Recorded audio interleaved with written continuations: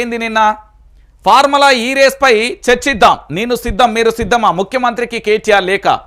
Auto డ్రైవర్లకు కాంగ్రెస్ ఇచ్చిన హామీలు అమలు చేయాలని డిమాండ్ చేస్తూ బుధవారం ఆటోలో అసెంబ్లీకి వెళ్తున్న కేటీఆర్, గంగుల కమలాకర్, లక్ష్మారెడ్డి తదితరులు అంటూ కూడా చెప్పిన పరిస్థితి. ఈ రేస్ వల్ల రాష్ట్రానికి 700 కోట్ల లబ్ధి.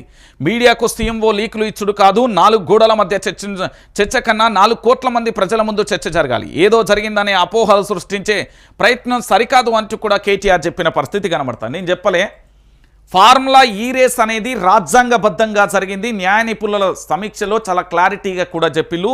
ఇక్కడ ఎలాంటి ఫ్రాడింగ్ జరగలేదు, ఏమీ జరగలేదని కుండ బద్దలు కొట్టిల్లు. ఇంకొక విషయం ఏంటంటే ఆటో కార్మికులకు సంబంధించి మార్పు పేరుతో అధికారంలోకి వచ్చిన తర్వాత మొట్టమొదటిసారిగా బస్సులో ఫ్రీ బస్సు ఇవ్వడం ద్వారా దాదాపుగా 30 పైచిలకు కూడా ఆటో కార్మికులు బలవన్మరణానికి గురైన సంగతి మనందరికీ తెలిసే.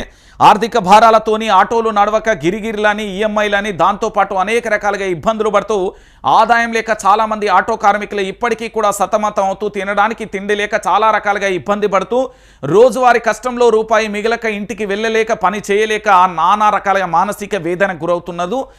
దాని మీద నిన్న అసెంబ్లీలో రచ్చరచ్చ చేయడానికి మొదలుపెట్టింది. కానీ దాని గురించి ప్రభుత్వం పట్టించుకున్నదా? పట్టించుకోలే. అంటే ప్రభుత్వానికి సంబంధించిన పని ఏంది?